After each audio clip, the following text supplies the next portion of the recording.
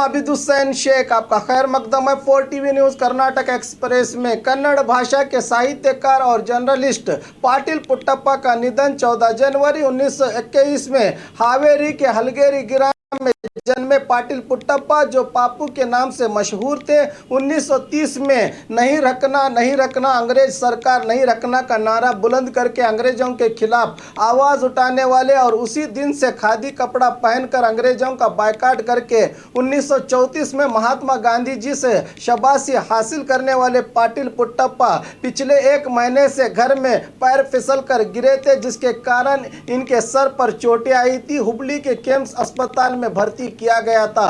वहीं पर कल रात इन्होंने अपनी आखिरी सांसें ली। 1917 का 20वां राष्ट्रीय पुरस्कार इन्हें देने की घोषणा के बाद कई कारणों से यह पुरस्कार नहीं दिया गया था। आज इनको अस्पताल में पुरस्कार देने की बात तय हुई थी। कन्नड़ा भाषा के बचाव के लिए हमेशा आवाज उठाने वाले पाटिल पुट्टप्पा को सरकार ने 1976 में राज्योत्सव TSR जर्नलिज्म कर्नाटका यूनिवर्सिटी ने डी.लिट हम्पी यूनिवर्सिटी में नाडोज तिलक मोहरे मालवाड़ विजय कुमार विश्वेश्वरैया आदि चुंचनगिरी भालकी चन्न बसवेश्वर बसवश्री कर्नाटक चूड़ामणि नरतुंगा जैसे कई पुरस्कारों से सम्मानित किया गया था। ये 1962 में राज्यसभा के मेंबर, अखिल भारतीय साहित्य सम्मेलन के अध्यक्ष, कन्नड़ कावलु समिति के अध्यक्ष और 1967 से अब तक लगातार धारवाड़ विद्यावर्धक संघ के अध्यक्ष थे। ये 100 वर्ष के थे। आज इनके गांव हलगेरी में अंतिम संस्कार किया गया। कोरोना के बाद अब नई आफत बर्ड फ्लू।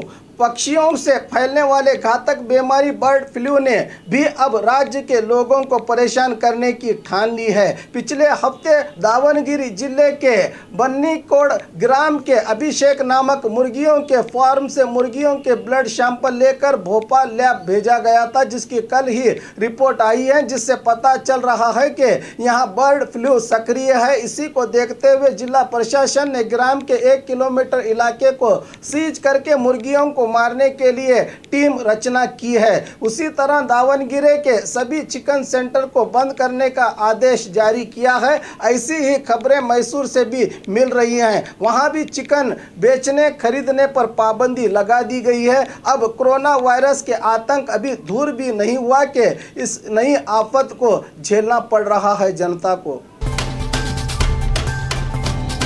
रेत माफिया के खिलाफ पुलिस में शिकायत करने पर घर को आग लगा दी। कोप्पल जिला कुष्टगी तालुका के गंगनाड़ ग्राम के बाहरी इलाके में यह घटना घटी है। ग्राम के यंकप्पा गुड़ीनाड़ रेत का गैर कानूनी धंधा कर रहा था। इस पर हुलगप्पा ने पुलिस में शिकायत की तो हुलगप्पा की झोपड़ी को यंकप्पा ने आग लगा दी। ऐसा कहा जा रहा है कि आग लग जाने से झोपड़ी में रखा हुआ अनाज और सामान जलकर खाक हुआ है। तवरगिरी पुलिस थाने में शिकायत दर्ज हुई है। ऐसी ही घटना कोप्पल जिले के गंगावती में भी घटी है। गैर कानूनी रेत माफिया पर आवाज उठाने वाले मंथली मैगजीन के रिपोर्टर और एडिटर पर जानलेवा हमला हुआ है। घायल एडिटर चन्न बसवा को सरकारी अस्पताल में भर्ती किया गया है। बसवराज, उमेश, हयातपीर सहित कुल 15 लोगों पर गंगावती पुलिस थाने में मामला हुआ है दर्ज। जात को लेकर फर्क करने वाली टीचर पर जाति निंदना का केस दर्ज। पिछले 26 फरवरी को दक्षिण कन्नड़ जिला बेलतंगड़ी तालुका के लायल ग्राम में एक घर ओपनिंग का कार्यक्रम था। इस ग्राम के पड़लाड़ी सरकारी हायर प्राइमरी स्कूल के सभी बच्चों को खाने का न्योता दिया गया था, मगर इस स्कूल की टीचर उमा ने दलित बच्चों को कार्यक्रम में न ले जाकर उनको घर भेज दिया और सभी दूसरी जाति के बच्चों को लेकर कार्यक्रम में पहुंची थी। इसी मामले को लेकर दलित बच्चों के पोषकों ने बेलतंगड़ी पुलिस थाने में टीचर के विरुद्ध शिकायत की थी। अब इस टीचर पर अट्रॉसिटी का केस दर्ज किया गया है। बेलतंगड़ी पुलिस मामले की जांच में जुटी। कोरोना पीड़ित व्यक्ति का इलाज करने वाले डॉक्टर को वायरस। पिछले दिनों गुलबर्गा में मोहम्मद हुसैन सिद्दीकी नामक व्यक्ति के कोरोना वायरस से मौत हुई थी। अब खबर आई है कि इनका इलाज करने वाले डॉक्टर को भी इस वायरस ने घेर लिया है। बताया जा रहा है कि 63 साल इस डॉक्टर ने 6 मार्च से 9 मार्च तक मृतक के घर जाकर फिर अस्पताल में इनका इलाज किया था। अब सवाल उठता है कि इस डॉक्टर ने दूसरे कई लोगों का इलाज किया है, साथ ही साथ इसने खुद भी किसी डॉक्टर को दिखाया है। अब इनके संपर्क में आने वाले सभी लोगों की जांच करनी पड़ेगी। प्रशासन के लिए यह मसला बड़ा चुनौतियों भरा है। इसकी जानकारी दी सचिव के सुधाकर ने। शंकित व्यक्ति का इलाज करने से डॉक्टर का इनकार, डॉक्टर के खिलाफ परिवार वालों का आक्रोश। कोरोना वायरस से शंकित और पीड़ित लोगों के इलाज के लिए डॉक्टर्स दिन रात मेहनत कर रहे हैं। पहले केरला और अब गुलबर्गा में वायरस से पीड़ित मृत व्यक्ति का इलाज करने वाले डॉक्टरों को वायरस ने घेर लिया है। आज सुबह ही बेंगलुरु में सचिव के सुधाकर ने डॉक्टर्स की प्रशंसा की थी, मगर अब उन्हीं के जिले में इलाज करने से इनकार करने वाले डॉक्टर की खबर आई है। एयरपोर्ट में सेवारत सत्यनारायण नामक व्यक्ति को वायरस के लक्षण दिखाई दिए तो ये चिकबल्लापुर के गुड़ी बंडे ग्राम के अस्पताल पहुंचे तो वहां के डॉक्टर ने सत्यनारायण को देखने से इनकार कर दिया। इसी को लेकर सत्यनारायण के परिवार वालों ने इस डॉक्टर के विरुद्ध आक्रोश जता रहे हैं। सरकार को इस ओर भी ध्यान देने की जरूरत है, कह रही है जनता।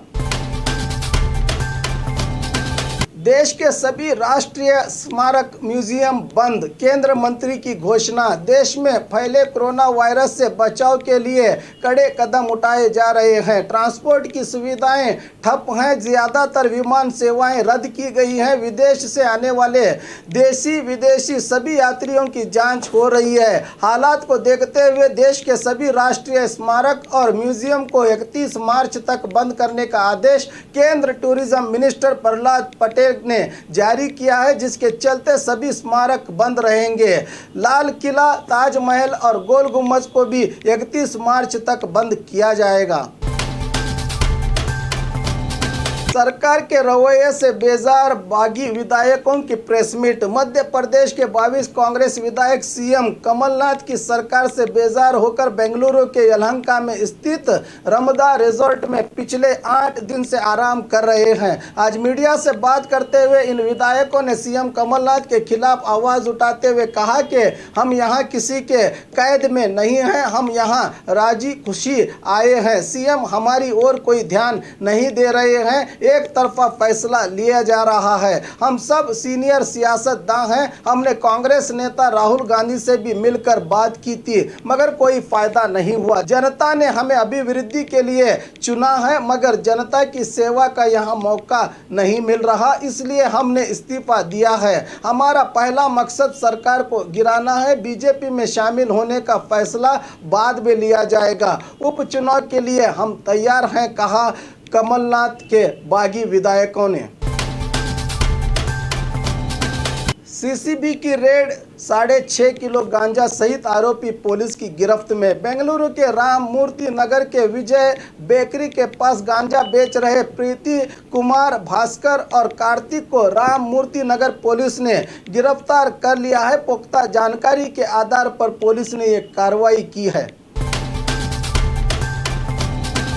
विधानसभा उपाध्यक्ष ने दिया इस्तीफा। साझा सरकार के मौके पर विधानसभा के उपाध्यक्ष चुने गए कृष्ण रेड्डी ने उनकी सरकार जाने के बाद भी अब तक इस्तीफा नहीं दिया था। अक्सर जिसकी सरकार सत्ता में होती है उन्हीं के पक्ष के विधायकों को सभापति और उपसभापति बनाने का अवसर मिलता है। इसी मामले को लेकर बीजेपी के विधायकों ने कई बार आवाज उठाई थी। अब इनके विरुद्ध विधानसभा में अविश्वास निर्णय प्रस्ताव के लिए बीजेपी वालों ने तैयारियां कर ली थी। कृष्ण रेड्डी ने अपने पद से इस्तीफा दे दिया है। और खबरों के लिए देखते रहिए 4 टीवी न्यूज़ कर्नाटक एक्सप्रेस।